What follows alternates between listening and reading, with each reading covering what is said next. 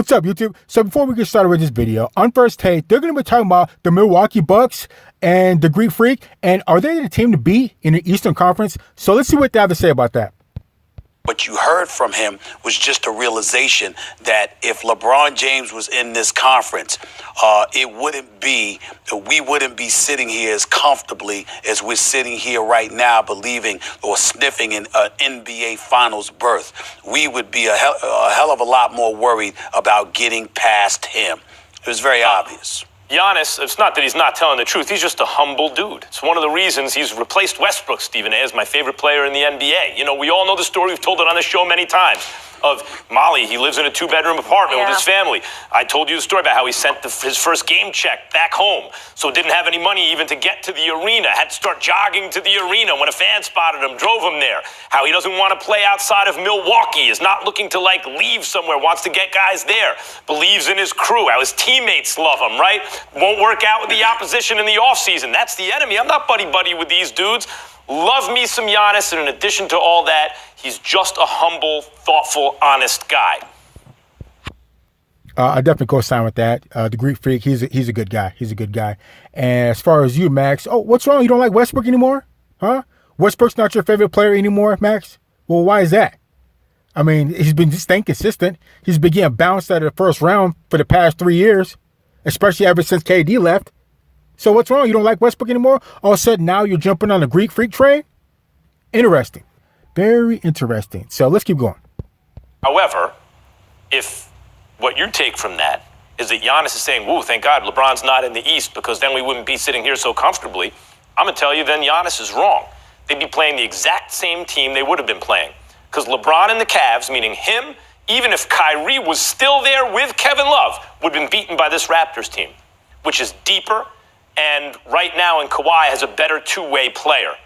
And they would have been beaten by the Bucks team, I think, handily. Because it's not clear that LeBron James is better than Kawhi Leonard or Giannis Antetokounmpo anymore. And these teams play together cohesively as a unit. They defend.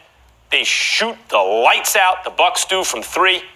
I'm telling you right now, if Giannis believes he would be in any different position than he is right now if LeBron is in the East, I believe he is mistaken. This was going to be the Eastern. You know, I seriously doubt that, Max. I seriously doubt that because I know I definitely think that the Greek Freak is a baller, but he has reason to think that he might bump into LeBron James and the Cavs. And do you know why? Because the past 9 years in a row, LeBron has made either the playoffs or gone to the finals.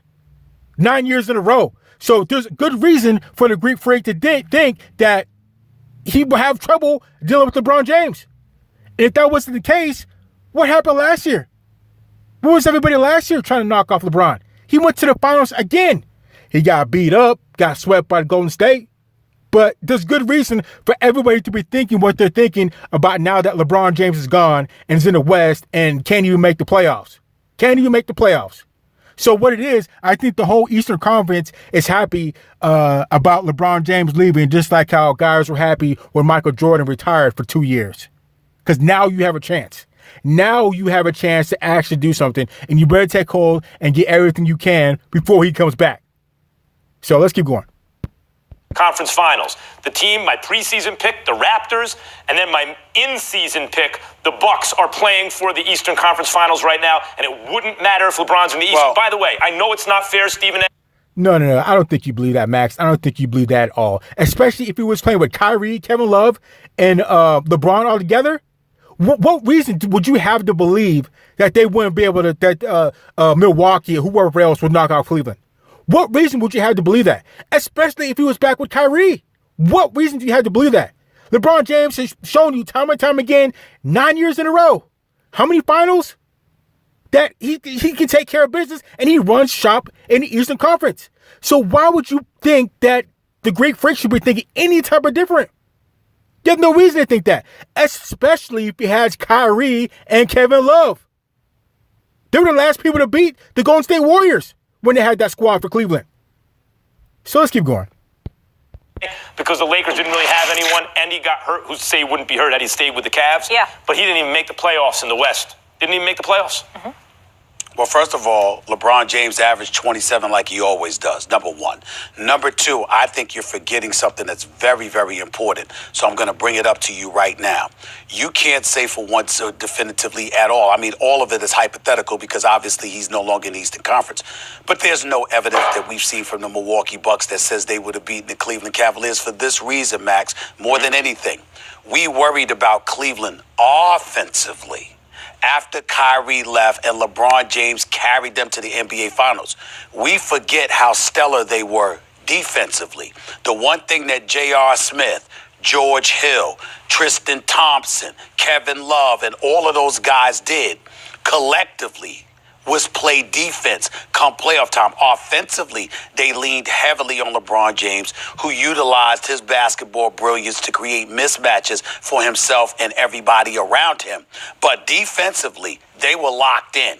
And when you look at how Milwaukee has struggled from time to time throughout these playoffs in terms of putting points on the board, yes, they play elite defense too. So it comes down to what would you have been able to do with LeBron? That's a question, and we can debate that. But let's not assume that, they would have taken Cleveland out because Cleveland's defense was no joke. No joke. Okay, but Milwaukee's defense, Brogdon's a willing defender, if not a good one. Middleton's a good defender. Mirotic is underrated. He's athletic. He's just not very strong, but quick feet. Toronto knows what he's was doing. Considered to have a good defense last year. The Freak is excellent defensively. Lopez is not a great defender, but he's an excellent rim defender. Bledsoe's an excellent defender off the bench.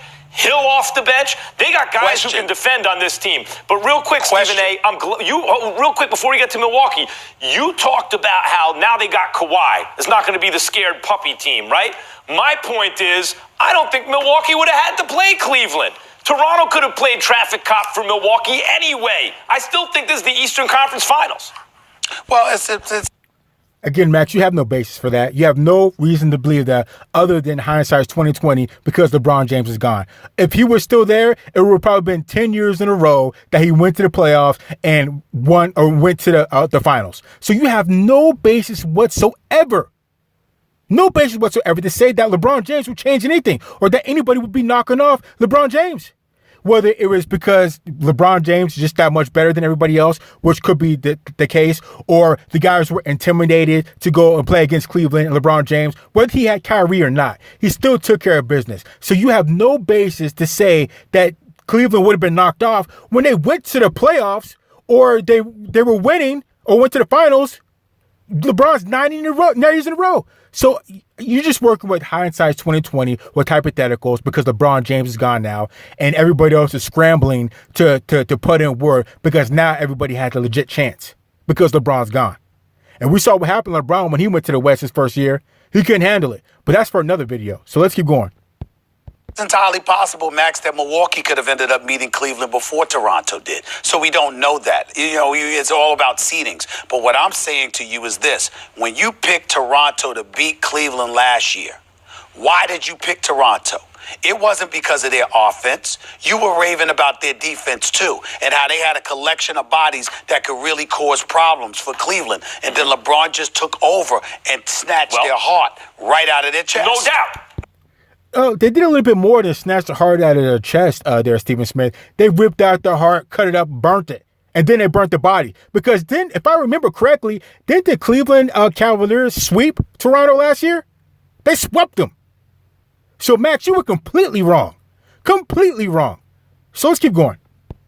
No doubt. My whole question last year is, could DeRozan be the best player on at least a conference finals team? The answer was no. But I know Kawhi could. So if you take DeRozan off of last year's team and drop Kawhi, a healthy Kawhi on it, I'd take Toronto all over again, and I believe they would win. We see the difference between a real MVP caliber player who could lead a team to a championship and just an all-star caliber player.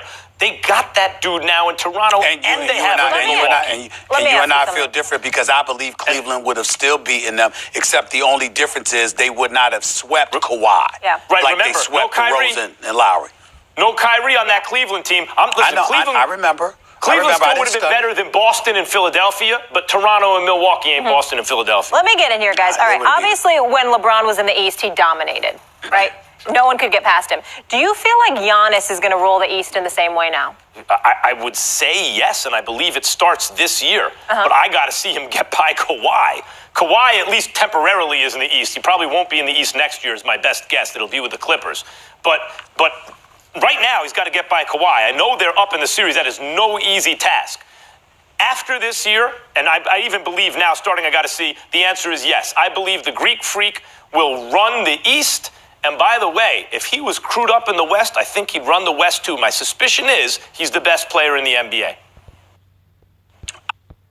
So wait a minute, Max. How could you say that when last week you said Kawhi Leonard was the best player in the NBA? You know, when he got that huge clutch shot? You know, when you said he's more clutch than Kobe Bryant? And when you said he's the most clutch player in the NBA right now? I could have sworn you said that last week, Max. And before that, I could have sworn you said Kevin Durant is the best player in the NBA before he got hurt. I could have sworn you said that when at first you dropped 45, then you dropped 50, and then you went to round 2. I could have sworn you said that it was Kevin Durant. So which one is it? Who's the best player in the NBA for you, Max? And also, you just said 2 minutes ago that Westbrook was your favorite player. So which one is it? Let's stay consistent. Let's keep going. I'm not ruling out. I'm not going to say that, and because I'm not ruling out the resurrection of the Philadelphia 76ers or the ascension of the Philadelphia 76ers. After suffering the devastating loss in Game 7 that they did to Toronto, I want to see if there could ever be a healthy Joel Embiid. And I want to see if somebody is going to get all up in Ben Simmons' face and get him to attempt some perimeter shots. Those are two tall tasks. I do understand that. But if those